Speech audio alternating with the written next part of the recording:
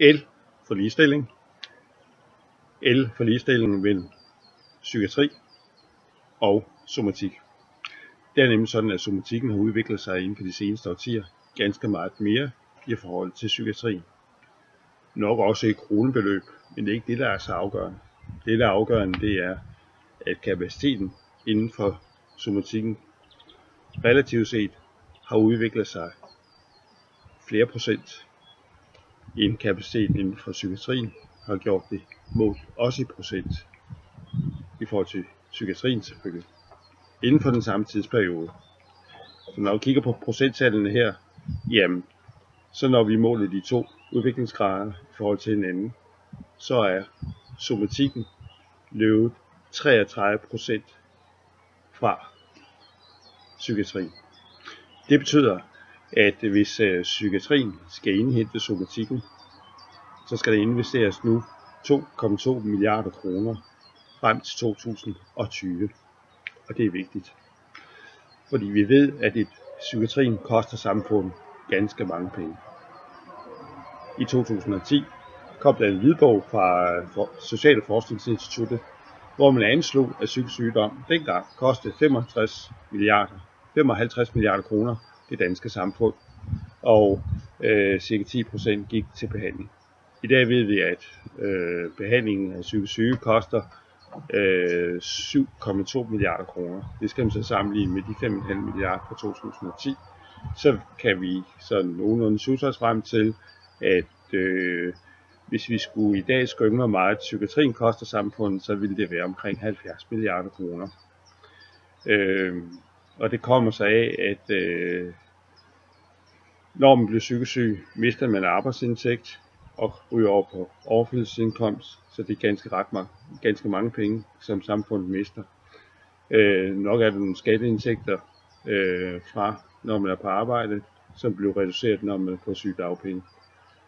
Der går også nogle penge til medicintilskud og andre overførselsindkomster. Og så er det jo igen det med sigte på, at psykisk sygdom giver mange varige ydelser på førtidspension blandt andet.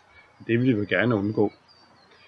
Se, en måde at gøre det på, det er jo at få håb på, satse på, at man kan komme sig fra psykisk sygdom. Og det viser undersøgelser i udlandet, at det kan man.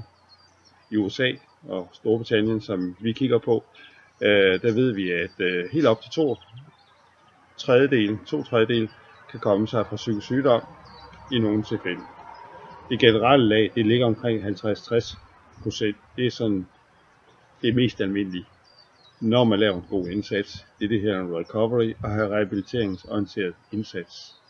Som betyder noget om, at den enkelte genvinder sine ressourcer igen og kan mestre livet igen, kan mestre sin sociale situation, kan mestre sit arbejde igen.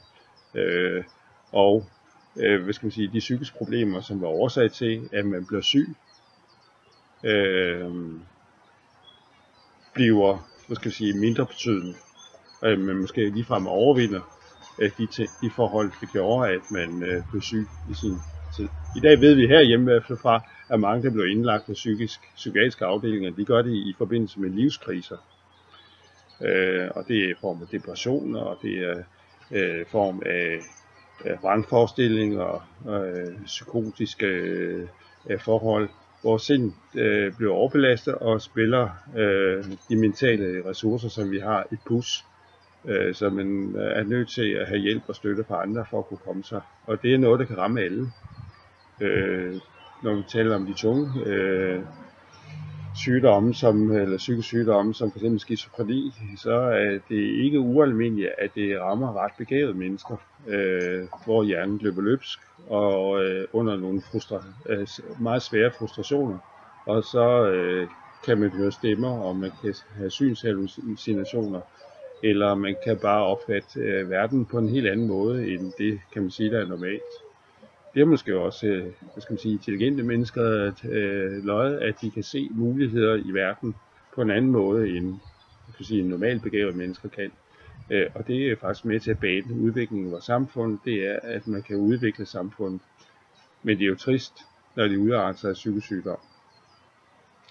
Så i en periode kan man har man mulighed, så har man behov for at få hjælp fra nogen til at behandle psykisk lidelse, så man kommer tilbage på sporet igen, man genvinder sine egne ressourcer til at kunne mestre livet igen, til at kunne mestre den svære situation, det kan være, hvis man har sådan nogle tilbøjeligheder til, at de psykiske forhold, de kan spille en pus, sådan at de kognitive, mentale ressourcer, som man har, reagerer anderledes end det, der er hensigtsmæssigt. Og hensigtsmæssigt, det er jo, at man kan fungere blandt mennesker, at man kan samarbejde, at man kan deltage i samfundslivet på de sociale vilkår, som nogle gange der er der, hvor man er i Danmark, i Europa, i vestlige normer osv. Og det kan godt være anderledes, end hvis man var et andet sted i verden, hvor tingene bliver opfattet lidt anderledes. Men det er den her tilpasningsevne til det samfund, man er i, der svigter. Og selve tilpasningsevnen og det at kunne mestre det, det er måske det, som vi skal have sat lidt mere fokus på, når man kommer sig i psykisk sygdom. Derfor er det heller ikke så underligt, at når der er nogen, der kommer fra psykisk sygdom, så spørger vi dem også, eller det er blevet spurgt, om hvad har betydet mest for dig, at du er kommet fra psykisk sygdom? Hvad har det været den mest afgørende faktor i det at komme sig fra psykisk sygdom? Og der siger de, at pårørende, nære venner, det sociale netværk, underforstået, som vi kan betegne som pårørende, altså nært relateret, at det var dem, der betød allermest i det at komme sig fra psykisk sygdom. Mere end for eksempel behandling med medicin. Ikke at medicin er uvæsentlig i den her sammenhæng, det kan have en meget afgørende betydning, i hvert fald med hensyn til synshallucinationer, at man får dæmpet de meget psykotiske træk i en periode, således at når man har overvundet den krise, som det er, at blive forstyrret i sig eget sind, og der bliver lagt dæmper på, så kan man måske arbejde sig tilbage igen og få nogle ressourcer gensat i spil. Og det er måske nogle ting, vi skal her i Danmark og blive mere bedre til, end vi hidtil har været. Der har været rejst stor kritik omkring medicinsk behandling, og jeg har også selv personligt set rigtig meget igennem min tid, hvor jeg har været pårørende i 35 år, mere end da end 35 år, hvor jeg har set, at medicin har indtaget en alt for stor plads, og nogle gange en forkert plads, i behandling af psykisk sygdom inden for skizofrenispekter. Så det skal vi have gjort noget ved, og det betyder også, at vi skal investere flere ressourcer i psykiatrien, så den kan udvikle sig, at vi kan forske, vi kan udvikle, så vi får nogle rigtig gode redskaber til at kunne behandle psykisk sygdom. Der hvor vi trænger udviklingen, det er måske ikke så meget inden for det medicinske område, fordi det klarer medicinalindustrien ganske udmærket, kan man sige, og måske også for godt. Så der skal vi også have et eller andet tilgang til, så vi får et balanceret forhold til, hvordan bruger vi medicin i de rigtige situationer på den rigtige måde. Men der hvor vi skal udvikle til med mig, det er jo så inden for terapiområdet, samtalerne, også inddrage de pårørende, sådan, og måske også at inddrage pårørende, også med pårørende, så som det at være pårørende også bliver hjulpet rigtig godt igennem. Fordi vi ved, at hele konceptet med inddragelse af pårørende betyder rigtig meget for det at komme sig, men også med hensyn til samfundsøkonomiske belastninger. Og det ved vi fra studiet fra USA, at der er en psykiater derovre, som for årtier siden, han har sagt, men det er der næsten 2 årtier siden, lave nogle grundige studier inden for skizofrene, hvor han inddrog pårørende til skizofrene og talte med udsatten på terapi, samtaleterapi, men også de pårørende, sådan at man havde familieterapi, og yderligere det også flere familieterapi.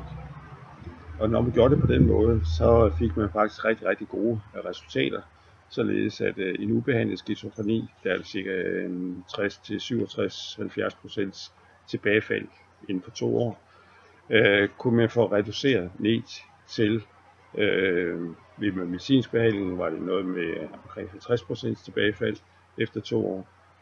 Og så faldt det lidt, om det var terapi eller samtaleterapi, og helt ind til også, hvor man bruger hele pakken med fletfamilieterapi, at det kun var 9%, der sådan faldt tilbage igen, blev genindlagt efter en 2-årig periode. Så når man normaliserer den psykiatriske behandling til at inddrage også det sociale netværk, og lade det sociale netværk hente erfaringer, hjælp til selvhjælp blandt andre, som står i lignende situation, kan man altså få en rigtig god effekt af at helbrede den sværest forekommende psykiske lidelse, som vi kender i dag, nemlig skizofreni eller paranoid skizofreni. Det giver håb for, at vi kan også udvikle det på andre områder, som ikke er så vanskelige som skizofrenispektret er. Og skizofreni er jo en multipel psykiatrisk lidelse, hvor der er mange elementer fra depression og hyperaktivitet og hvad det ellers vi beskæftiger os med, angsttilstande osv., som optræder i skizofrenispektret samtidig med vrangforestillingerne. Så at have styr på det, jamen det borger for nogle gode relationer til, hvordan man skal udvikle psykiatrien på længere sigt. Vi behøver penge. Psykiatrien. 2,2 milliarder sagde for et øjeblik siden frem til 2020.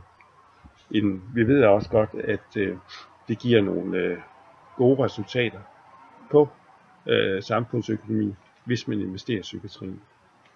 Lad mig lige komme med et eksempel her, fordi vi ved, at pårørendeinddragelse giver ret gode effekter. Netop for det studie, som jeg sagde tidligere, Matt Farley, ved han, fra USA, inddrog pårørende i behandling af psykisk syge. Jamen, der viser sig, at man kommer sig ret hurtigt.